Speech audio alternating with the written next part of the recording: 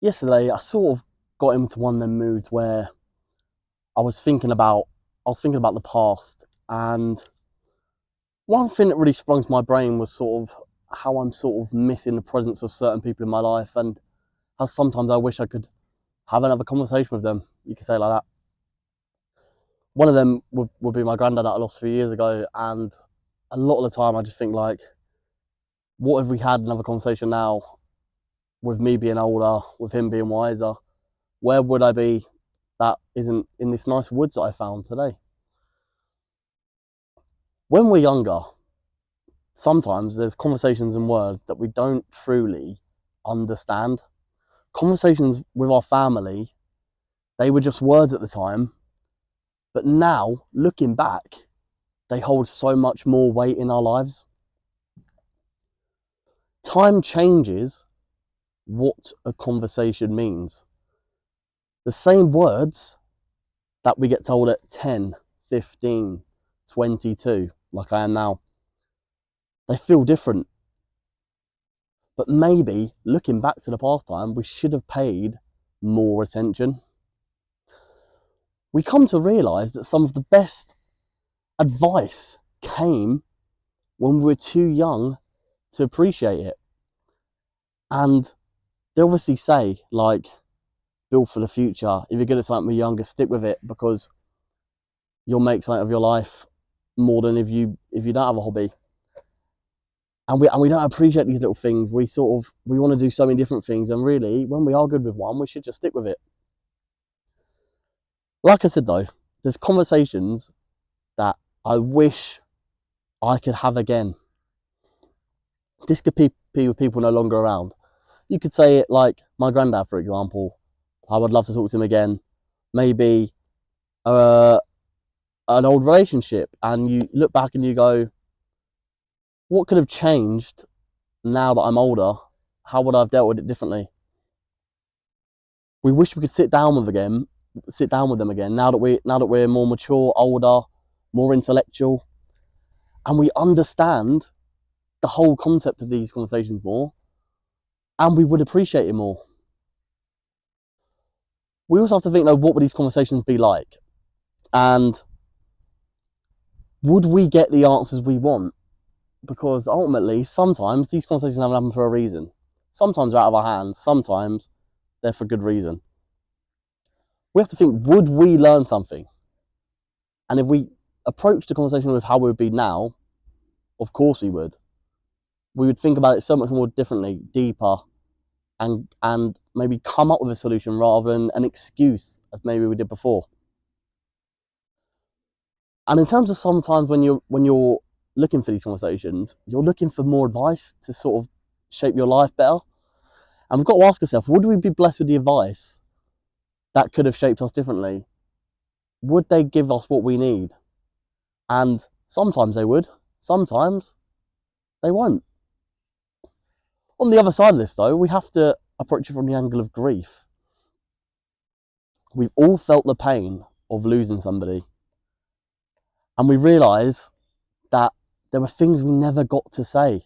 Like for me, when I lost my granddad, I never got to say goodbye. But you've also got to look at it from the angle of neither of us would want to say goodbye, because it would hurt so much more. And him being in the way that he was, he wouldn't want me to see him suffering because he knows it would hurt me. And you have to respect that he is looking out for me at a young age and going like, this could hurt him, this could scar him. And the best lesson that he taught me was that he did that out of love.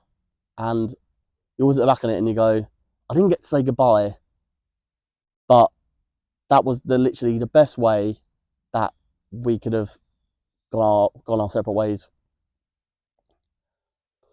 With my granddad, for example, or with an ex relationship, because it was such a young age, we never had an adult conversation.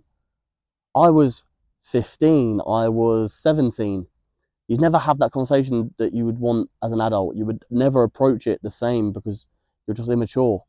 And looking back, that is the one thing that I would want the most, would just be to have a conversation as two adults about life, the world, not just sort of stuff and hobbies I'm into, because that's a lot of what happens when you're younger. A lot of the conversations with your grandparents, they're about you and how you're getting on, how you're doing. You go forward and you go, wish you could have an adult conversation and just see life differently with them, rather than them just sort of putting it all towards me and making sure I was happy. I'd want to do the same back, and I never really had the chance. They never got to see who we've become now, and that hurts as well, because I would love for some people to see me as an adult now, because I'm not the same person I was when I was 15. I'm not the same person. I've grown. I'm more mature, and I think I'm just like a nicer fella to be around now. On the side of this, though, we sometimes hold on to things that remind us of these people, and this can bring back lost memories. And it sort of puts us in the approach where we're trying to talk to them in our own way. This could be in our head when we're in bed trying to just relax and then sort of thing. Once I tried to meditate last year, and I was just sort of thinking about my family, and I don't know if that was a good thing or a bad thing, but I wasn't sort of lost in my thoughts. I was sort of like just in my own head, and I haven't meditated since, because I don't think it really helped me to that extent. When we talk to them in our own ways, this is through memories, quite alone time, like I said, and also things that they've taught us in the past, behaviour styles, actions, how to talk to people, how to behave around people, and ultimately how you've grown from being a youngster to how you are as a full-blown adult. How can we move forward without that second chance of that conversation? We have to accept that some conversations can't be repeated or continued. Sometimes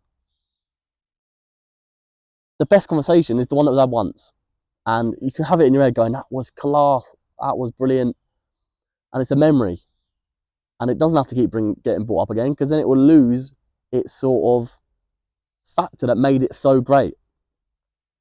In terms of them being continued, sometimes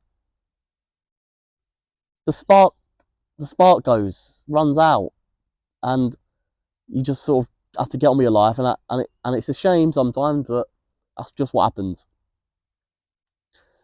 But the meanings around these, that the conversations can't be continued, there's a reason, because they still shape us. We're eager for this conversation, but why are we eager? It makes us think, and it sort of shapes our further decision making. We have to find comfort in their words and their lessons.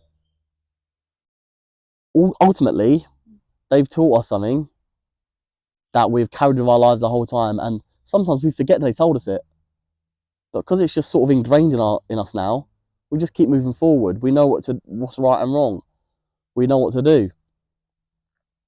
One thing I will say, though, is that as much as we can hold on to these memories, we have to make sure that we're staying present in today's conversations, because we don't know which of these conversations we will want to have again. So like I've said before, we want the conversations again.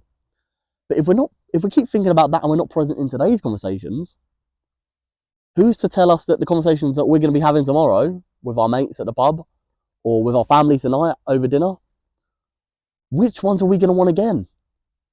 Because we don't know, and that's the best part about conversation. You don't know when something amazing is going to happen. You don't know what someone's going to say. You don't know when someone's going to make you laugh. It just happens, and that's what makes life great. The ultimate lesson, though, from today is that some conversations come too soon.